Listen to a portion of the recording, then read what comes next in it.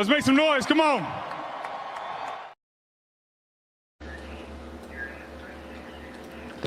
Right indeed, Nick Foles. Let's make some noise. What's going on, everybody? Trying to wake you up. Quiet day here. Quiet day around these parts. So I'm trying to wake you up and me at the same time. Welcome back to another episode of the Final Word with MattyB here on the It's a Rap Sports Network. Our Tuesday night edition, January 27th, 2026. The snow has stopped, kind of, where I am. It's still lingering a bit, but for the most part, it has stopped. I think it's supposed to snow a little bit over the night.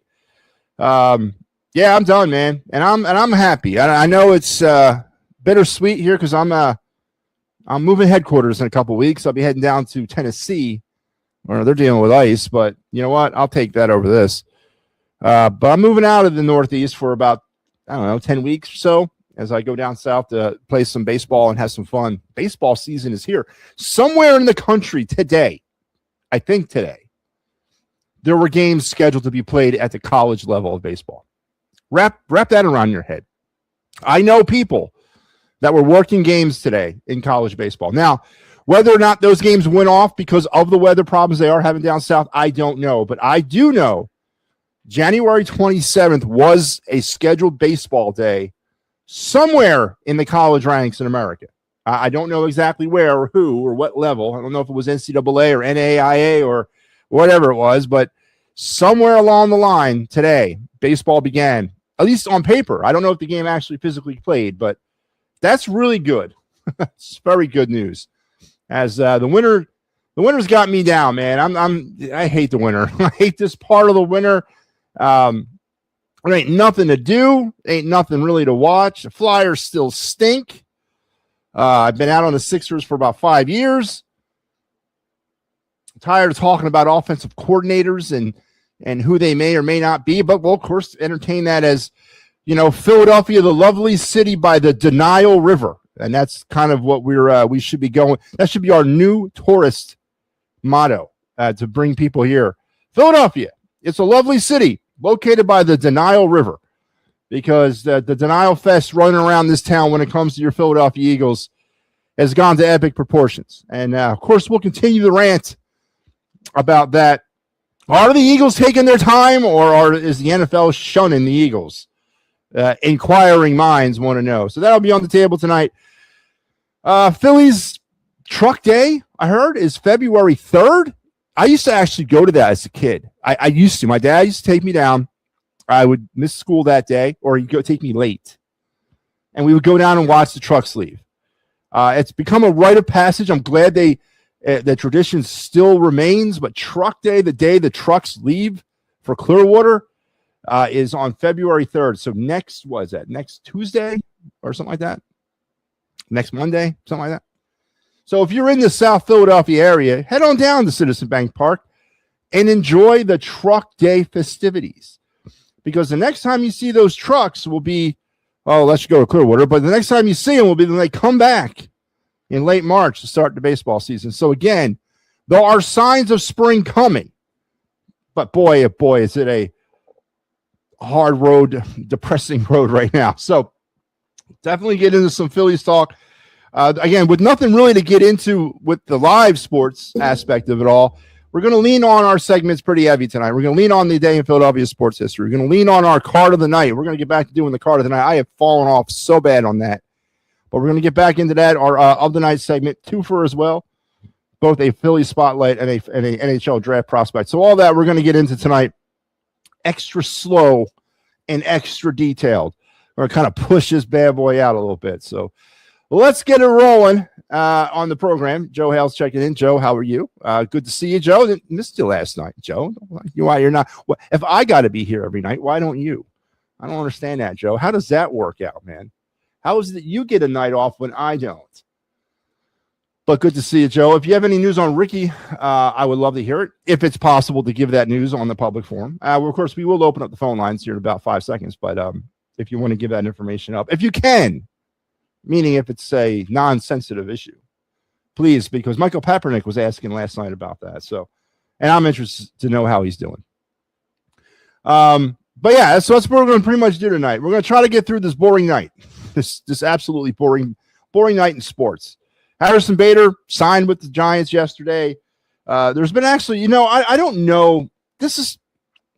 I don't know if this is a sign of the times that we're living in. And what I mean by that is dead of winter when we're grasping for anything. But to spend hours of your day or even 5 minutes of your day lamenting over the loss of Harrison Bader, I don't know what that is.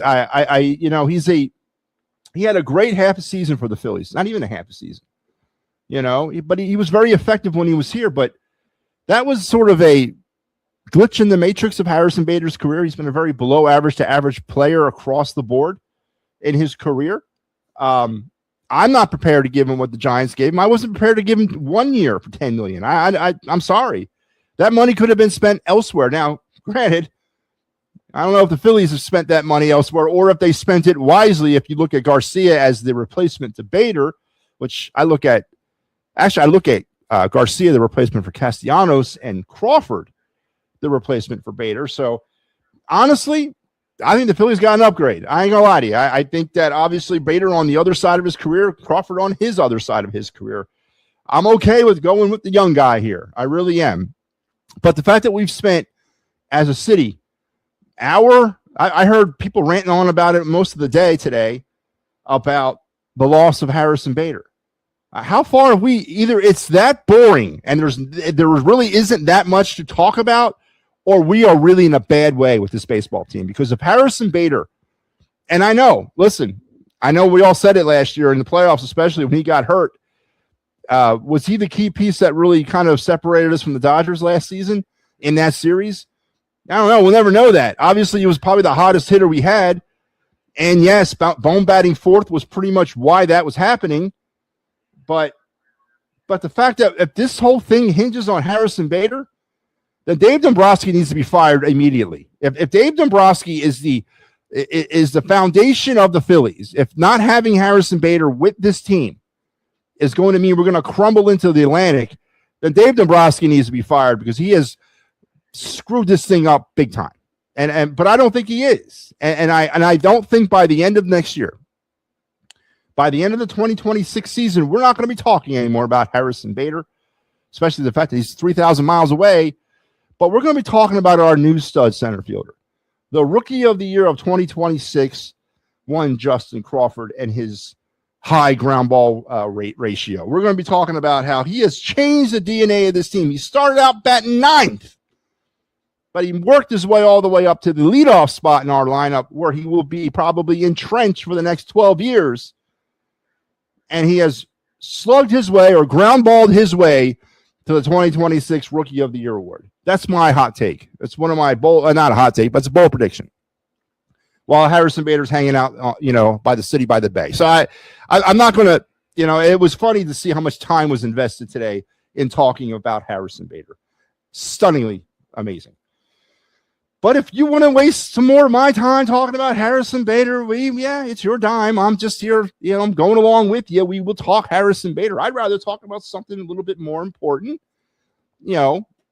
like root canal, like the quest for the elusive offensive coordinator for the Philadelphia Eagles, and the denial fest that the city's fans, the Eagles fan base, at least part of them, or truly epically,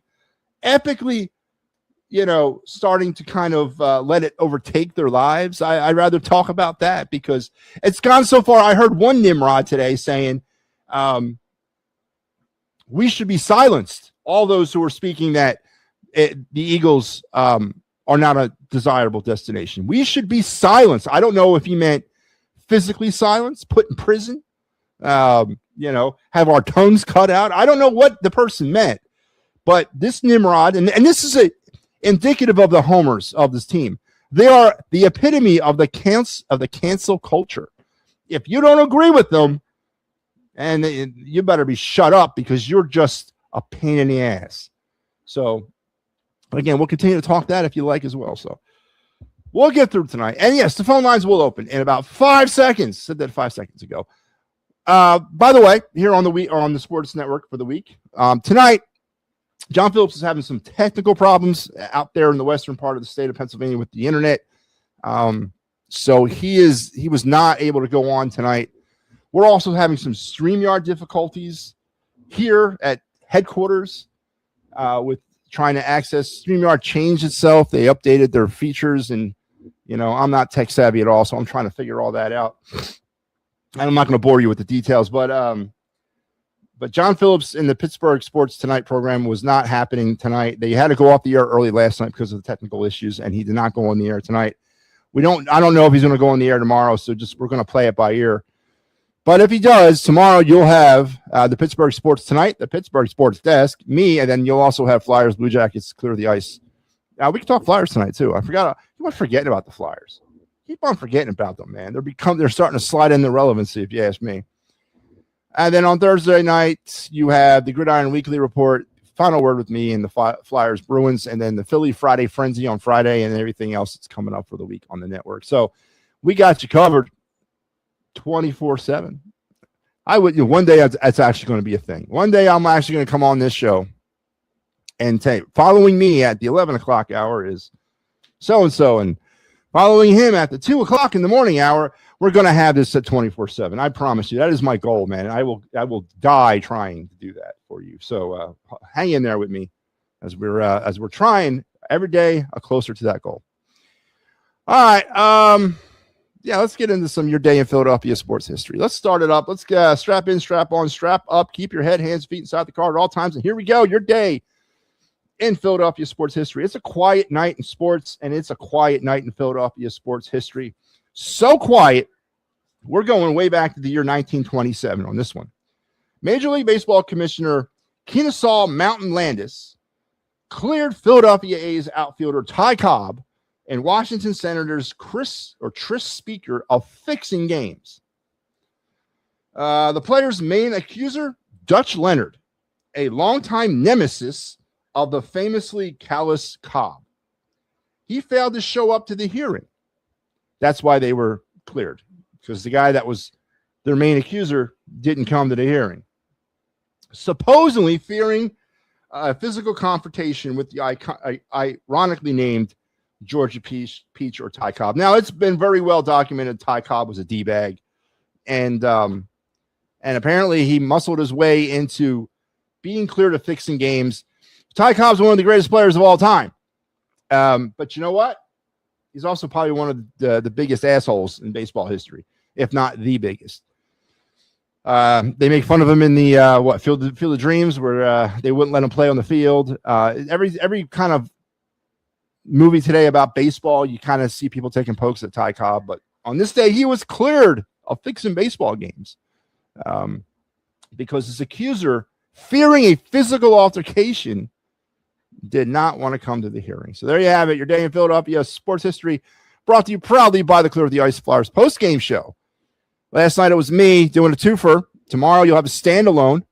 Mike Lauro will be back, and he will have you Flyers Blue Jackets Wednesday, Flyers Bruins on Thursday, and then Flyers Kings on Saturday, all with Mike Lauro, unless there's weather approaching on the weekend, so maybe he won't be there for Saturday. But I've already told you that it will not be me. Al Zafiri will be doing Clear the Ice on Saturday. I promise you that. He's doing it. Whether or not he likes it or not, he will do Clear the Ice on Saturday. I promise you that.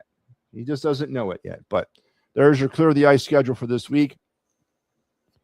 As we're getting ready for the Flyers Wives Fight for Lives Carnival. It's coming up on Sunday. You guys remember that? I went to that as a kid a couple times. Love that thing. As a kid, it's the best thing in the world. But we got you covered all week long. Busy week on Flyers hockey this week. So make sure you're tuned in for the Clear the Ice coverage throughout the week. Dave, how you been? Good to see you on this chilly January Tuesday night. Depressing January Tuesday night. But it's not because you're here, Dave. You make my day better. But anyway, all right. So I guess we can continue to kick the tires on the denial fest. It's become, I've always been a kind of person, and this might shock a lot of people. I sense a weakness in somebody, and whether or not I agree with the weakness or disagree with the weakness, I'll just go at it for my own entertainment. I'll just pick at it for my own entertainment, just to see how far I can get to the person snaps. It's really a character flaw with me, and it hasn't. I mean, it basically cost me a marriage. I think it did, my first marriage, but that's what I do, and I try. I've gotten better as I've grown older, and my wife today. Now, this wife, number 2, she'll tell me it's one of my biggest problems. But here's the thing, and it's just like everything when it comes to the Eagles. You know, everyone asks, "You can't be real. This can't be who you really are." When it comes, you can't hate the Eagles this much, right? And I said, "Listen, I don't hate the Eagles at all. Quite the opposite. I love the Eagles. The problem is I don't like what the Eagles represent today. I don't like the culture. I don't like the philosophy. I get it. They want a Super Bowl, but to me, it's tainted, man, because I just don't like what they're doing. I don't like who's running the roost, man. I don't, and I don't know if it's indicative to the year 2026 or I'm stuck in the past. I don't know. I just don't like the fact that our team is run by a cheerleader head coach, an accountant for a general manager. And then, you know, I just don't like the vibe around the team. So I want this all to end, right? I want these individuals to go so we can get some real football people back here. And maybe one day we could have that dynasty that we all so damn deserve to have.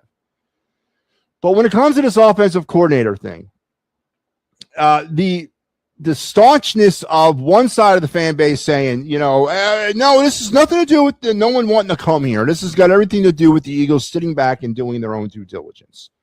And getting so irate over the other side of the fan base that says, well, I don't know, man. You know, it seems to me that the defending they are technically still the defending Super Bowl champions. Technically they are.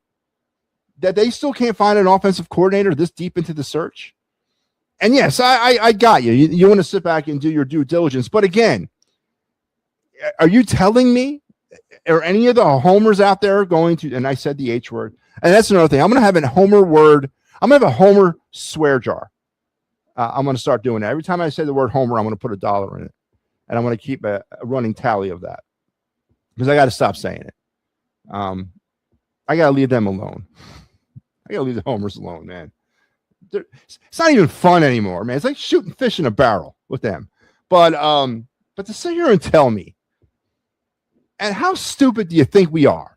To sit here and say, oh, no, we're just being selective. Come on, man. Again, it's okay to look at this football team with less than just glaring eyes. It's okay to say there's problems with the football team. Listen, they're not going to win a Super Bowl this year.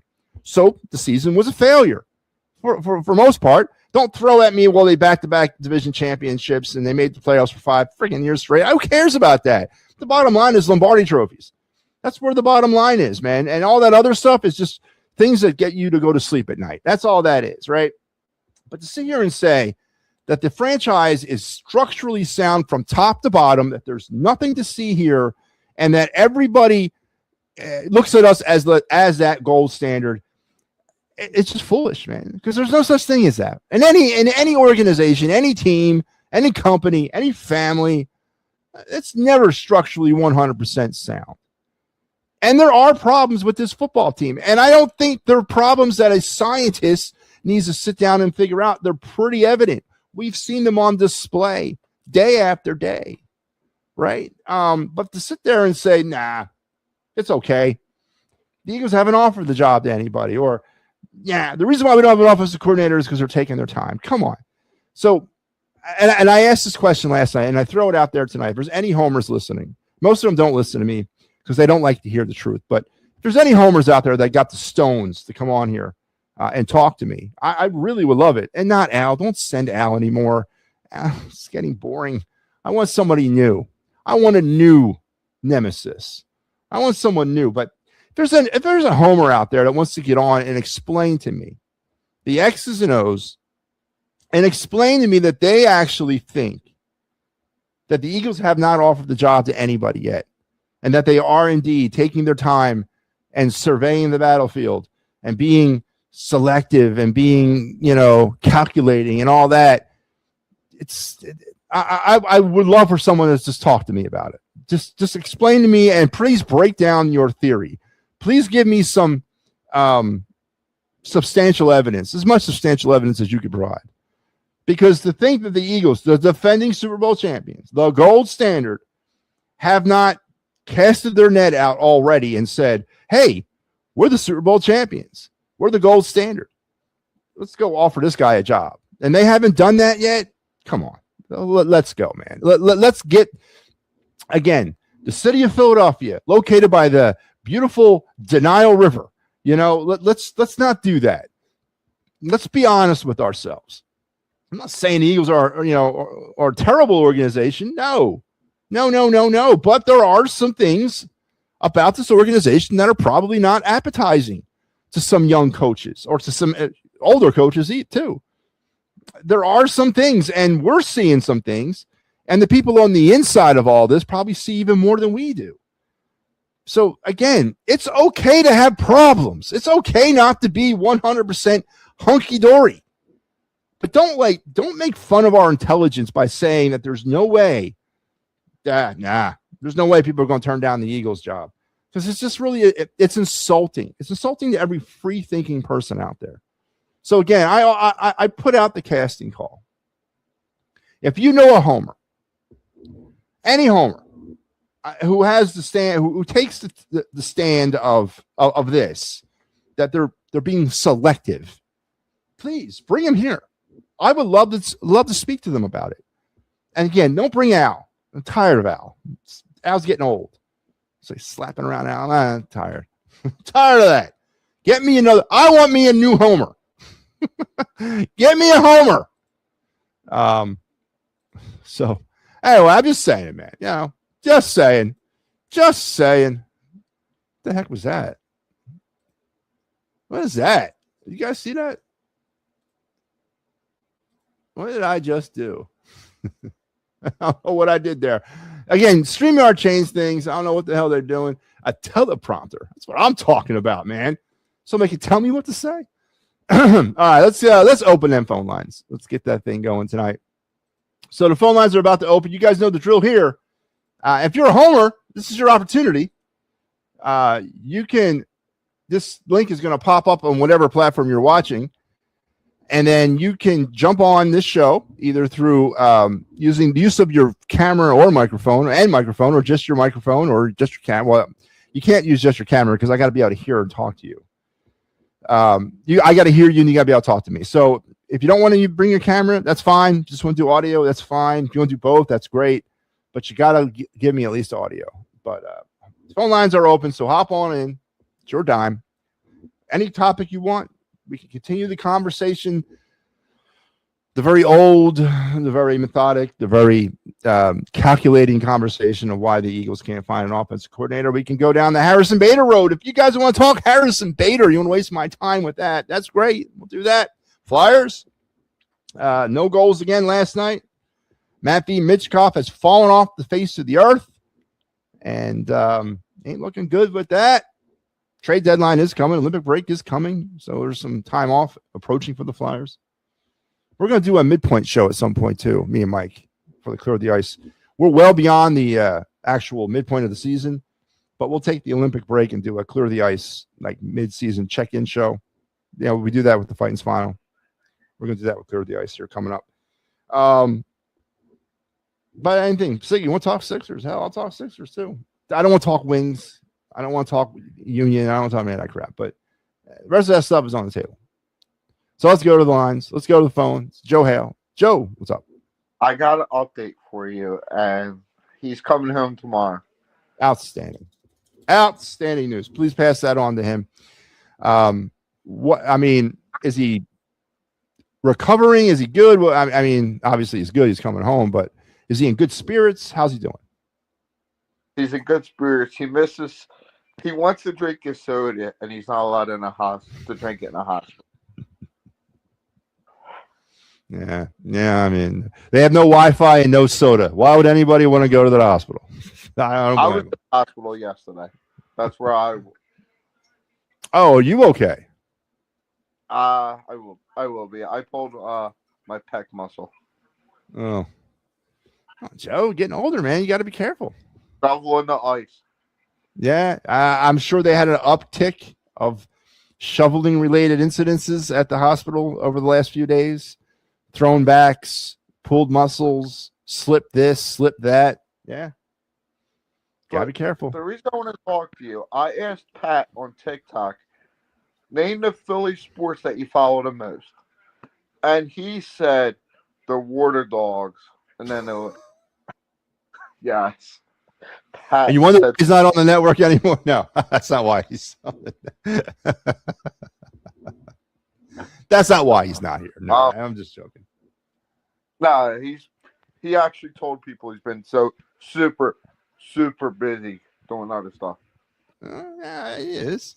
Listen, we're gonna work it out. Me and Pat will work it out. There's no rift between us or anything like that. There's certain things he's got to do in order to get back on the air, and he hasn't done them yet. So you'd rather stay on TikTok to support It's a Wrap, like go on a TikTok page. Well, here's cool. TikTok is an untapped resource right now. The problem with TikTok, it's instant gratification. I need most people who like do this have the same opinion about TikTok. It's great to get on there and kind of express your feelings, but to do a show or run any kind of network, you can't StreamYard or you can't stream through TikTok. You can only do TikTok live, and then once you do it, it vanishes. It's gone. So it's not really. They're working that out. They're trying to figure that out. Save it now, but it's not worth it. You can save your videos, but again, it's still not the same. You know what I mean? It's not worth it. But I want to talk Sixers, and I know you don't follow the Sixers. No, I follow them. I just don't care. But yeah, let's do it. And BJ are the future of the Sixers. I don't care about Embiid, but he's healthy this year. Everybody's ragging on him, but he's not healthy. I'm watching the game right now. And, they're playing. They're playing after that 58-point loss or something like that yesterday. They're back at it tonight. Yeah. Joe. Here's the thing: the Sixers, real quick. The Sixers, to me, I watched the Oklahoma City Thunder. I watched the San Antonio Spurs, and I watched the Detroit Pistons go through a process faster than I've watched the Sixers do it. All right. They all went through the same thing the Sixers went through, but they did it faster. They did it more efficiently, and they achieved the Thunder at least achieved the ultimate goal. So I look back at the last 12 years of the Sixers as a big old waste. And you're right. It's time to start it all over again with Maxey and Edgecombe as being the centerpieces around that team. But, I don't know, man. We're not winning a championship this year. They'll probably make the playoffs, right? But they're not winning the championship. It's just another bad year. What's that? And they can get the number 1 seed the way they're playing. Yeah, no, it's a tight race in the East. I looked at this playoff schedule or standings yesterday. It's tight. It's tight as hell. I don't. You're right, but they're not going to win the championship. They're just not. And there's no way in hell they are. My friends, I'll tell you what. You mentioned truck day. Did you know if you go down early, the president of baseball, the owner John Middleton, comes out and says hi to you? Is John Middleton and Dave Dombrowski, or just Middleton? Middleton. You might want to rethink that this year. You might want to rethink that. Why? I don't know, man. There's some bad blood right now with the Phillies and the whole Bader thing. Not Bader, but the whole Bichette thing. I don't know, man. This might not be the right place for that. Where's our savior? Bader is nothing. He's going to be nothing in San Fran. Yeah, there's going to be nothing here. Yes. I appreciate what he did last year. And maybe if he would have not gotten hurt in the playoffs, we would have beaten the Dodgers. It was that close, and he was that hot. Better Bader. Well, I think he is. I think Crawford's going to have a great year, and I think Crawford's career is going to get off to an outstanding start.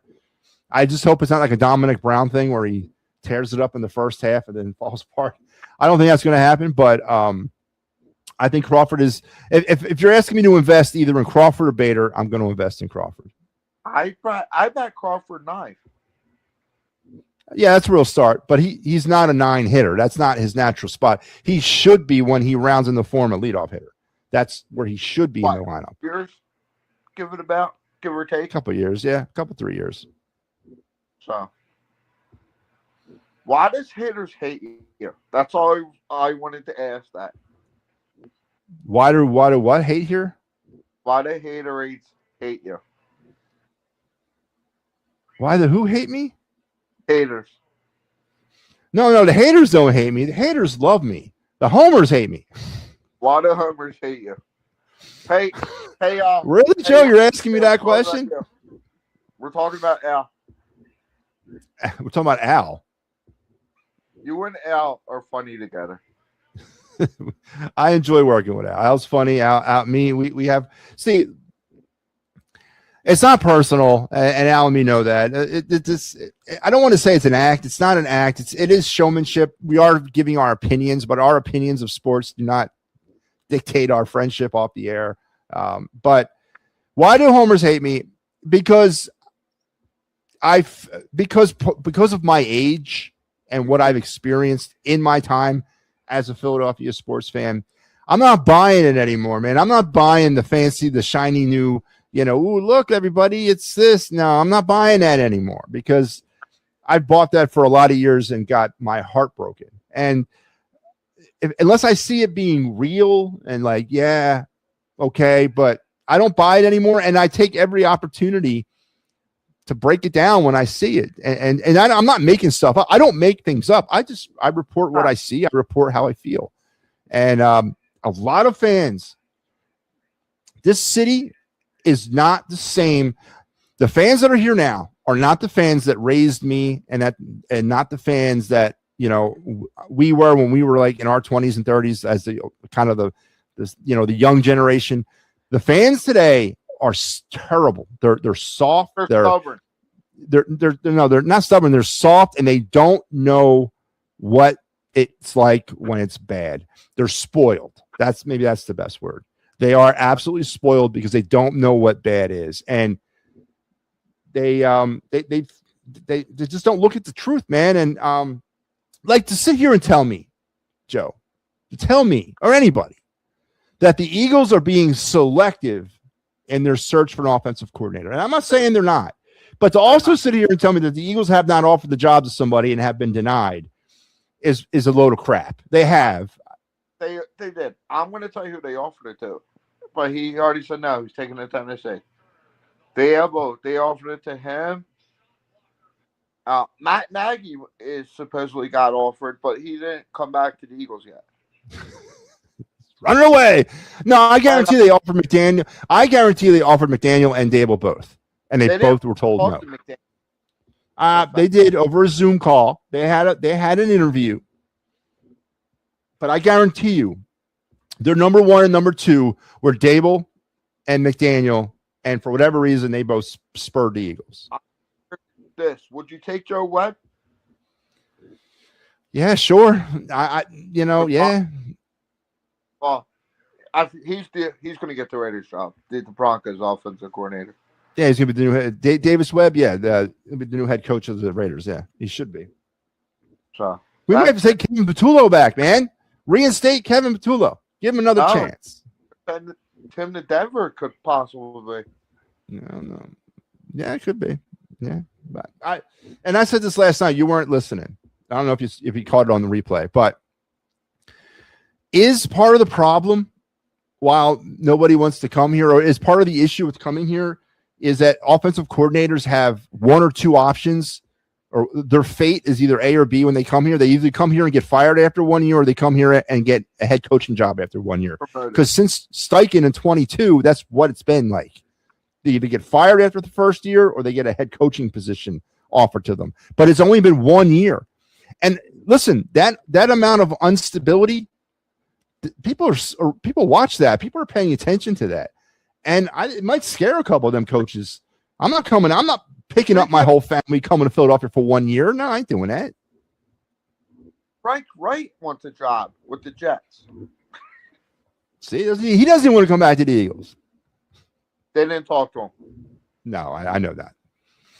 But we'll get somebody I know. But the arrogance of the Eagle fans, of certain side of the fan base, to believe that, there's no way people could not want to be here, it, to me, is just so ridiculous and so immature and just ignorant.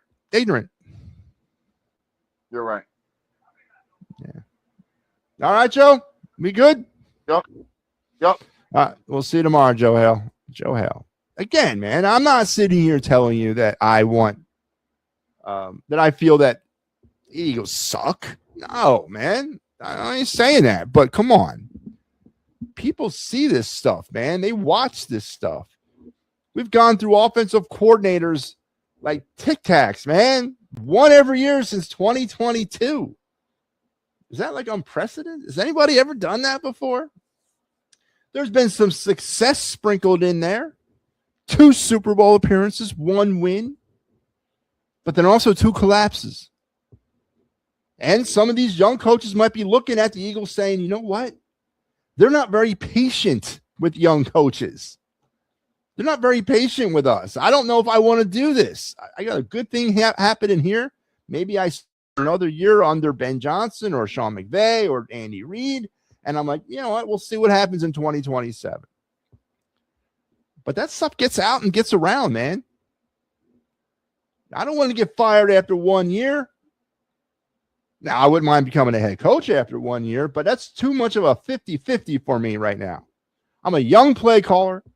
Starting my journey. I'm going to stumble.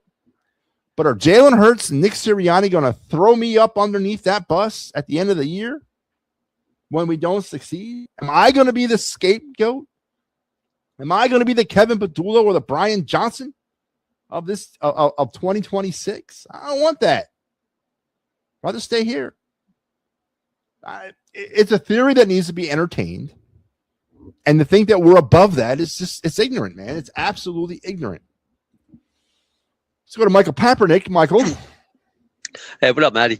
So what about this offensive coordinator that got fired from Denver, Joe Lombardi? He was there for 3 years. He worked with Bo Nix. Well, there you go. Let's bring him in. I mean, well, see, but you said something during your little, when you were talking just a minute ago. What young? We don't need that's the thing. You can't bring a young guy in here. They need their Vic Fangio on offense. Yeah. Why? Tell the people why, Michael Papernick. Well, why? Well, here's the thing. You ready? Here, first off, Sirianni can't control him. That's number one. Sirianni can't stick his nose into it. Number two. Number three, Sirianni, he'll tell Sirianni where to stick it and to keep on going down the sideline like the cheerleader he is. Yeah. So, listen, I don't know much about this guy, Joe Lombardi or Joe Brady. Frank Reich's out. This team don't need a Declan, the kid from Chicago. No, I don't know if they need Matt Nagy because of what he's done with Chicago and didn't call. You know what I'm saying? Mm-hmm. What did he do? He's not the one who worked with Pat Mahomes. It was our enemy, then Nagy. But Nagy took Trubisky to the playoffs, though. I get that. I get that. One good year. Yeah, well, everybody gets lucky once in a while. Come on. Absolutely. Blind man with a seeing eye dog can get lucky. Absolutely. But they got to get a guy in here that's going to have some time to them. And I wonder if Jalen's. Now you heard what I said, Jalen. If Jalen's going to respect them, I didn't say Nick. Jalen. Or is Jalen going to look at him and go, like I said, I didn't hear him give the stamp of approval for Petula. That was Brown at the end of the season. So. Yeah, Jalen said, let the cards fall. That's not my decision. I'll do whatever they tell me to do. Yeah, that wasn't the stamp of approval. Absolutely. There it is. And not just that. When they announced who it was, Brown came out, said he loved it. No Jalen Hurts. So now I'm just saying, look, we all know this isn't a 6 month selection thing, but I mean, don't get me wrong, it could. I mean, would it really make a difference at the moment if it went into March? I don't think it would. No, better not go that far. They got free agency. I don't think. Yeah, well, they're not doing. And that's just it, Kaepernick, because all these great things about all these great qualities about some of these young play callers, and you said it.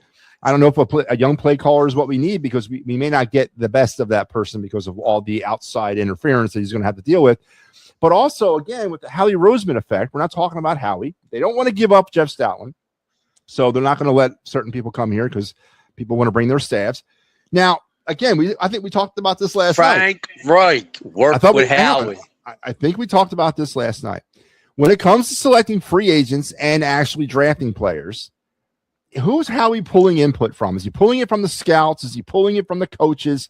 Is there a big, I know I've seen the war room, but I've never recognized anybody in there. But who's pulling, who's telling Howie who to draft and who to sign? And don't you think a coach should have an input on that? Yeah, now he might have some input on that. That might be where maybe he's more valuable in this sense. Maybe doing something like that, to help pick out some talent. I think it's actually the scouts. Sirianni has some say in it. Look, Sirianni's just a yes man. It's all you. Yeah. Nick, frown, run up and down the sidelines, curse on national TV, cry, do the whole deal, yell at the. That's what he's getting paid to do. And to motivate these players, which, well, that hasn't really worked out so well this year, at least. But so far, to go back, yeah, so far you're right. Frank Reich worked with Howie. And he knows what Howie's like. He didn't leave here because of Howie. He left here because he got a head coaching position. Yeah. After 2 years. Yeah. So he was here 2 years. So that's what I'm getting at. That's why I say you got to get somebody like maybe like a Lombardi or, I'm just a Reich or maybe a Joe Brady. That those guys, and we all know if they have success and somebody might, poach them off our team. So it's, and if you don't have success, I don't think a veteran guy. I think if Kellen Moore didn't have success last year, he wouldn't have been gone. He wouldn't have been gone. Mm-hmm. I don't believe that. It's just these new guys, and I don't think Declan would be considered a new guy because he was, they how do you put this? They're coming in from he's coming in from the Sean Payton tree, Ben Johnson. Yeah. So I think it's like Nagy. Doug really didn't call plays. Andy gave the okay to Jeffrey, and the rest is history with him and Frank. No, you're right. See, that's what Sirianni needs. He needs a guy who can come in, maybe Sirianni has maybe 2% of input into it or 5%, and the guy has the rest where he just works with them. You know what I'm saying? Like what Doug, is the Nick Sirianni coaching tree? There ain't none. What? It's just Steichen's not part of that, right? No.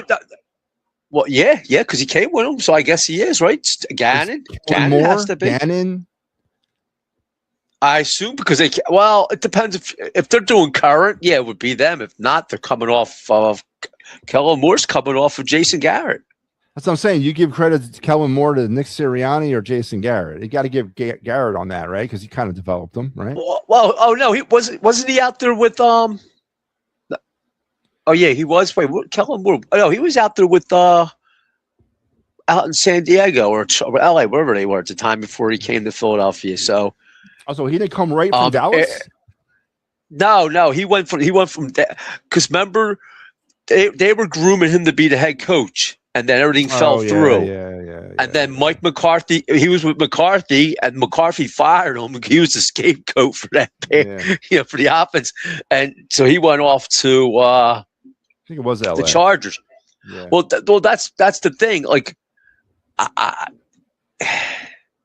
they got to bring in a veteran guy. That's a guy's got a few years behind him.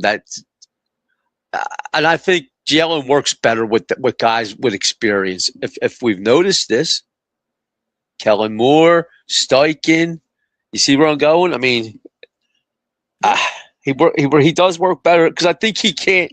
A guy like that, he can't control. He can't. That's what it comes down to. That's what it comes down to. And I'm not pushing the blame with you, even though Sirianni, he should have been pink slipped anyway. I don't care if he won a Super Bowl or not. He should have been pink slipped. But it's, I guess we're not going to find, unless they're holding out to see what they can get off of New England or they can get off of Seattle. I don't know. I don't know what they're waiting for. I mean, I believe they offered somebody the job. I don't know if it was McDaniels. I bet you he gave the vibe he didn't want to come to this. And you know what I mean? Dable, I think they offered because Dable had the connection with Jalen. And if Dable probably told him no because I'm waiting to see what Buffalo. Now he said he never said anything about wanting to go to Tennessee. He said he never said that. Well, that's what everyone's reporting, that he's now going to end up in Tennessee as their offensive coordinator. Now, do you think Dable was the one that also said, I'm not taking the job because I can't fire Jeff Stoutland? No, that might have been Mike McDaniels, maybe. Yeah. I can't see Dable saying that because you got probably the best offensive line coach maybe as a run game, maybe that was the issue. Run game, you know what I mean? Yeah. Maybe, yeah. But you're gonna sit there and tell a guy who had a down year and tell him that I don't want him here. When as soon as he's let go, I guarantee you, colleges and NFL will be all over that guy, wanting them to bring him in. He'll have a job within a month. I agree. And that's the thing right there. So I don't. Like I said, we talked about it last night. I got to give Jeff a pass. I understand. Man, everybody has a down year. He had a down year this year. I get it. Like stuff didn't pan out from last year with the guys. He's and it happens. I mean, it's. But between him and Vic, they're the only two guys I would keep on the whole team as coordinators. And also, because I don't know anybody. Too. Kaepernick, if Sirianni does not pull his head out his ass next year, and he does get fired, everyone's going to go. And it's going to be a whole new regime in here. And that might also be a deterrent for some people to come here too. Maybe they don't feel confident in Sirianni's ability and they know this is it. If he friggin' messes it up next year, everyone's getting fired. So maybe they don't want to do that as well. And I don't think we're talking enough about that. Yeah, but Jeff survived Chip getting fired. Yeah. He survived Doug getting fired. I mean, there's a reason why he's here. He's like, what was that guy the Eagles had? The offensive line coach, not Juan Castillo. He used to coach the Colts and all that. And it was back with Andy. I forget who it was. It was an older guy. He was like the Jeff Stoutland guy. Right. That's what I'm getting at. Like these guys, real good offensive line coaches don't get talked enough about. No, they don't. And but everyone seems to have a shelf life, and if this was so bad, and again, I'm not saying Stoutland's the reason, and God knows I'm not saying that, but if if the offensive line continues to regress next year, if we still are not getting any contributions from the draft classes, if Lane Johnson retires and there's not an adequate substitution for him, if Tyler Steen can't stop being a human turnstile, I mean, if those things cannot resolve themselves, and Mailata continues to regress. I mean, it's open season on everybody, if you ask me. I understand that part. Then yes, I think it's open season on anybody on the team in general. Yeah. I would exclude Devontae Smith on that one because I think everybody else. Yeah, you got to like you say with Saquon. Here, check. So if Saquon has a bounce back year next year. Mm-hmm. What's a bounce back year? Okay, maybe he puts in like 16, 1700 yards. Is it so about 1,700 yards? Okay, that's fair. Say he gets 17 to 18, whatever he gets. Okay. He bounces back from this year. Maybe they look to trade him. Maybe that's something they look to. You know what I mean? and trade him to the AFC. I don't want to see him in the NFC. Trade him to the AFC, and let somebody have him over there. I mean, they have some. I mean, Howie's going to have to make some moves somewhere along the way. You know that. I mean, like you said, he has 23 whatever. Free agents. 23 free agents. It's amazing. Yeah. Every year that number's high as hell. Every year. Yeah, and I think they were talking about like they're trying to take away the voided years. Like the NFL's trying to take that away, and Howie's the master of that. So I guess if they take that away, we'll have to find out how good Howie is then on what contract, with his contracts. It's a house of cards at that point. But listen, Mike. Now, Mike, real quick, I want to ask you one question about the Phillies. Truck Day is on Monday. Is when the trucks head on down the Clearwater. Harrison Bader. I know we talked to you, and you've been pro Harrison Bader this whole time. And you have, you're concerned about the outfield as everyone should be. The outfield's probably, with the starting rotation as being the exception, but the outfield's probably the other position group that's not necessarily giving everybody a warm and fuzzy. I said that I would rather invest all my options right now in Justin Crawford than Harrison Bader. And that a 2-year contract for $20 million, I wasn't prepared to give him. I wasn't prepared to give him a 1 year for $10 million. So I know you're again pro Harrison Bader, but one last time, give me your Harrison Bader final take. Dombrowski bumbled that up. He should have been our starting left fielder. I mean, listen, Marsh can't hit left-handed bat. He can't hit left-handed. He can't hit right-handed. But we're going to put him out there. You know what they're hoping for? Rincones. I'll bank on that. Yes. They're banking on probably Rincones. But did you hear? My buddy sent me a thing from, I think it was CBS Sports or something. The Phillies might be interested in Eugenio Suarez. Yeah, I saw that. Another power-hitting third baseman. Now we'll be doing with Bohm. Well, Bomb's going to go to first base, and guess who's going to be roaming left field? Harper's going to be Harper because he's in left field. Well, here's the thing. You know why? Well, here's why. Because Garcia's arm is way better than the guy out there in right field. His arm's a rocket.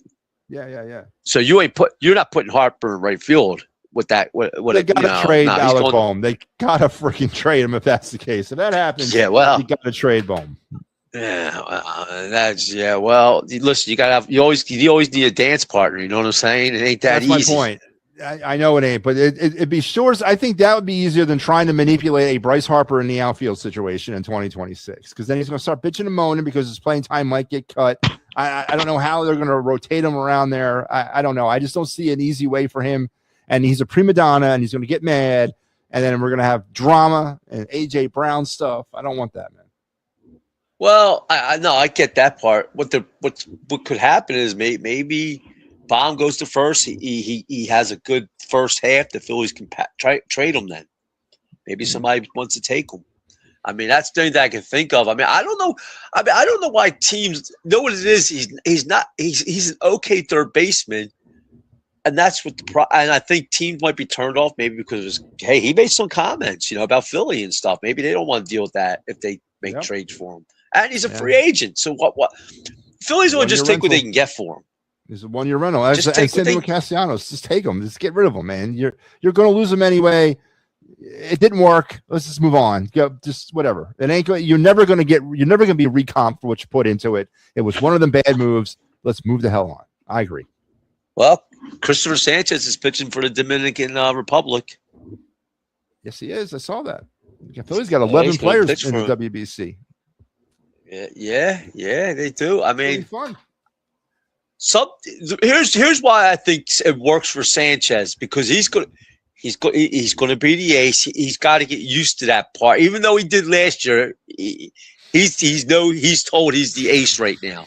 He is the ace. Yep. So I think these high profile stuff he has to, and I think he's going to suck it right up, and that kid's got star written all over him. And that's our saving grace is the Christopher Sanchez and Jesus Luzardo. That's our saving grace to get us through. Here's a question for you. I got a question for you. Okay. Donovan McNabb, Randall Cunningham, Nick Foles, Jalen Hurts. Mm-hmm. You got to choose one to go. Jalen Hurts. Who you? There it is. I had now. This is who my starting quarterback was. Randall Cunningham. Randall Cunningham in this NFL today would be unstoppable. Oh the way he just run, he ran like Gary Maddox with them long legs. He was all legs. You couldn't catch him. They couldn't catch him. No, it would be. It would not even be fair watching him out there today. No, it wouldn't. And I was telling my buddy that I said, him, Donovan would be 2, Nick would be 3, or however you want to flip it around. But you put him in a read option with his gun. You talk about a guy with a gun. I mean, well, man, you have a good night. Oh, did Joe give any updates on Ricky? Ricky is coming home. He'll be home, I guess, tomorrow, and should be back in the chat hopefully by the end of the week. Oh, good. All right. Okay, that's a good thing. All right. Yeah, he's recovering. All right, Joe. Hey, Joe, if you're listening, thank you, Joe, for giving the update. All right, Papernick. We'll see you tomorrow. All right, Matty. You have a good night. All right. You too. Yeah, I saw that on the internet there. I saw the whole, you had to get rid of one. You had 4 quarterbacks, Montgomery, Randall, Donovan, Nick Foles, and Jalen Hurts. You got to get rid of one. Ain't even friggin' close. It's not even friggin' close. Because you got 3 quarterbacks and you got Jalen Hurts, all right, who's an athlete. It's not even close, man. It's not even friggin' close. That's unfair. It's unfair, and it's disrespectful to Jalen Hurts. To put him on that list, not to say to get him off the list, but to put him on that list is disrespectful to Jalen Hurts. But I did see that. All right, let's get into the of the night segment. Let's do that. Let's get into that, and then let's keep this train moving.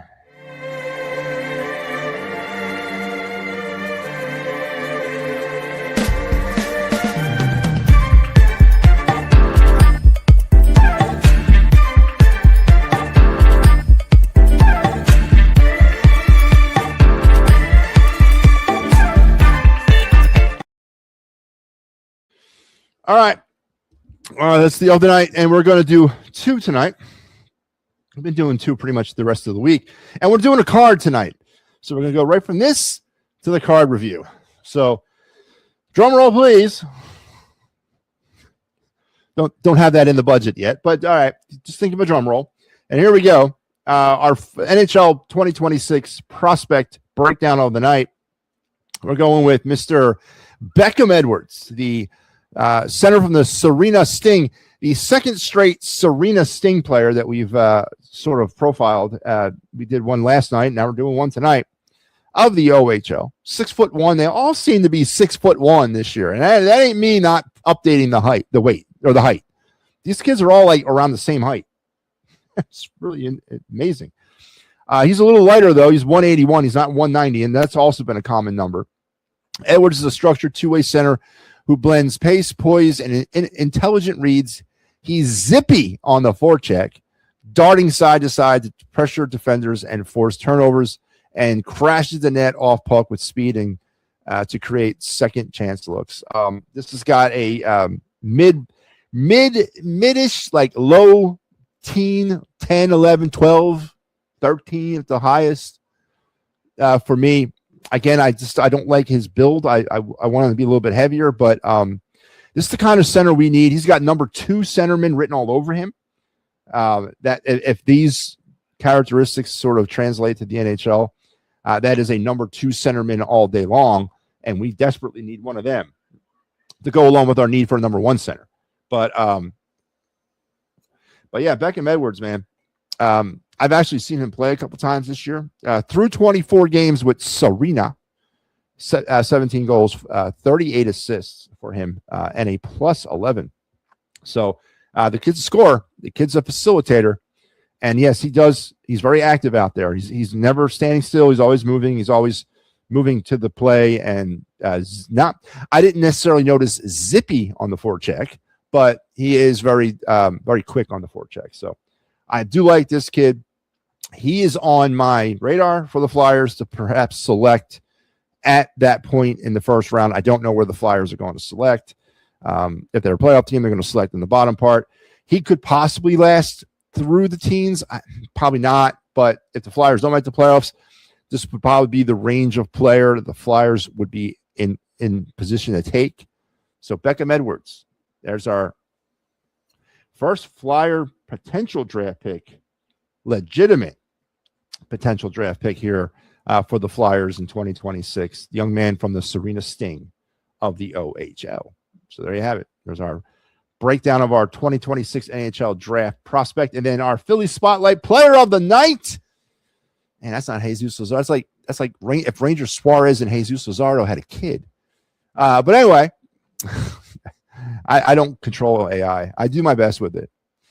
Jesus Luzardo. We just kind of talked a little bit about the pitching staff of the Philadelphia Phillies. A lot of doom and gloom surrounding the starting rotation heading into the season. I actually have a lot of confidence in that group because they won me over last year. You know, we basically played a good portion of the meaningful part of the season without Zach Wheeler, and they did fine, even with Nola stinking as he did. And if Nola can kind of figure himself out, and Jesus Luzardo, amongst others, can maintain this and not go into that little slump that he had. What did he give up at one point? Didn't he have like 2 starts back-to-back where he gave up a combined 20 earned runs? I can't have any of that this year. But if he can maintain what he started in 2025, that's a win for me. And it's a contract year for Mr. Luzardo too. So I like Luzardo as our number 2 in our rotation. And then as we move forward into the season, slide him into that very comfortable number 3 hole in our rotation, and an absolute critical member of our postseason rotation.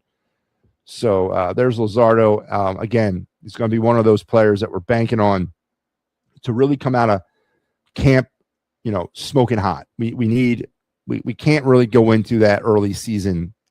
Now, I'm not saying that they're not going to, but they really can't afford to. They got to be consistent next year.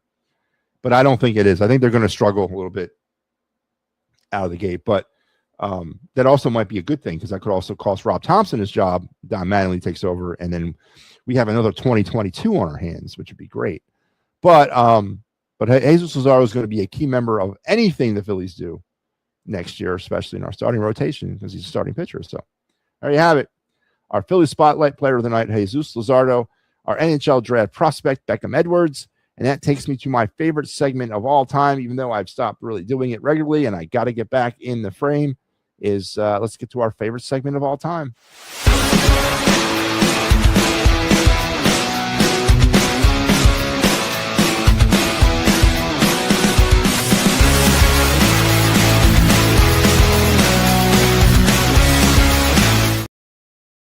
That's right. It's MattyB's card review, back for the first time this week.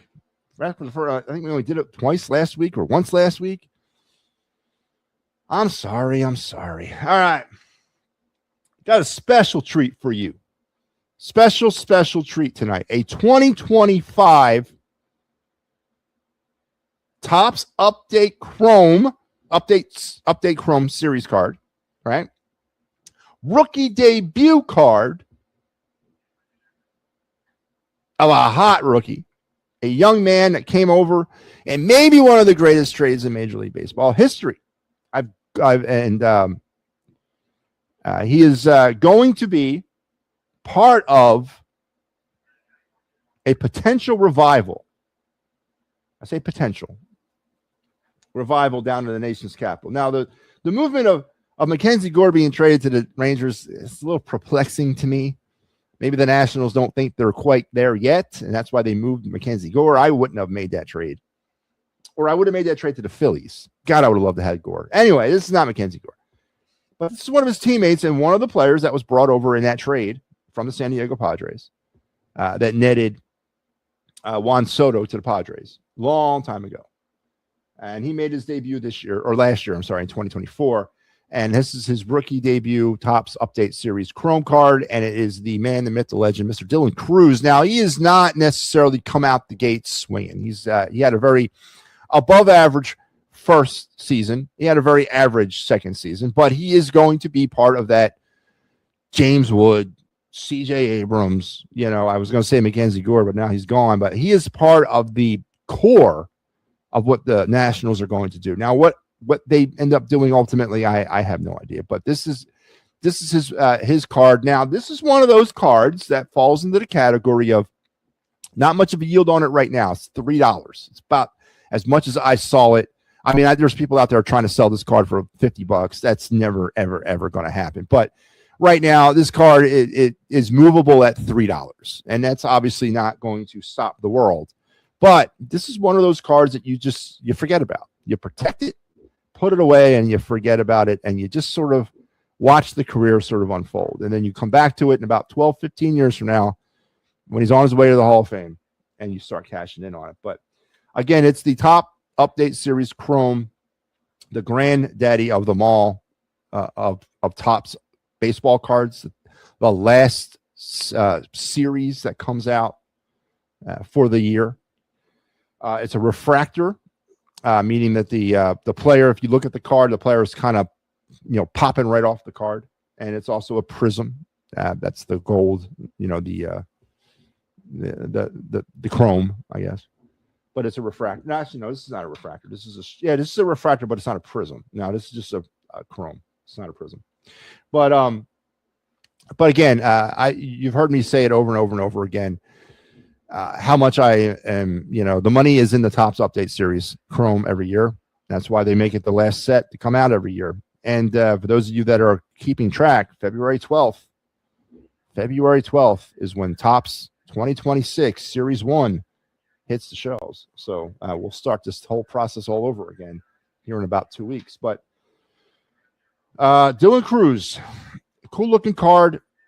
Again, you already know how I feel about these cards, the way they're set up. Chrome cards are the way to go. If you're trying to make money in this business, if you're trying to make money in the hobby, you're going to focus on Chrome.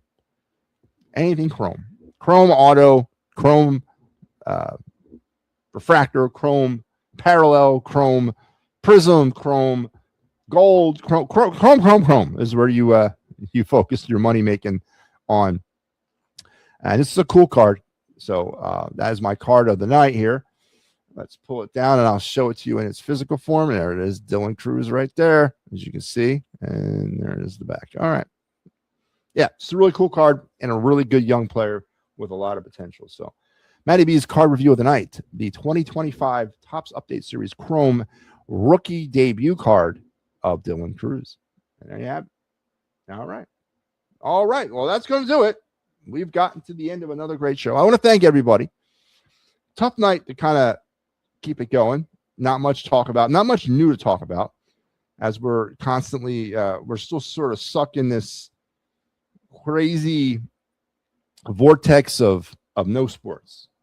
I mean, you got basketball happening, you got hockey going on, but the big ones are done. This is that time of the year where there is no baseball and no football.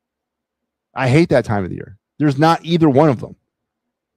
You know what I mean? Yeah, I mean, football is technically still going on, but we got a little bit of a delay before they start the Super Bowl. But right now, sitting here on this day, there's no baseball and there's no football. There's nothing. And that's an odd time of the year. And thankfully, it's only a week, right? We only got to deal with that for a week because next week, well, I guess 2 weeks. 2 weeks, I guess we got to deal with it. Because then we got football, and then right after that, we got baseball starting. So this is that paradox time of the sports year or sports calendar that sucks for me. And we're going to try to fill it up with all kinds of special little things to get through this time. But thanks for sticking it out with me tonight. Search for the Eagles offensive coordinator continues as the certain section of the fan base mired in denial about the status of this franchise being this gold standard Mount Olympus of football franchises, and it's not. But we'll talk again tomorrow. Remember all the stuff that's coming up on the network for the rest of the week, and there you have it one more time. Here's our schedule. So make sure you're checking us out. Tomorrow night, we got Clear the Ice returning. Michael Lara will have you post-game Flyers, Blue Jackets. So we're trying to pump it out as best as we can. Until we talk again tomorrow, which will be back here on this show. You guys have a great night, and thanks for tuning in.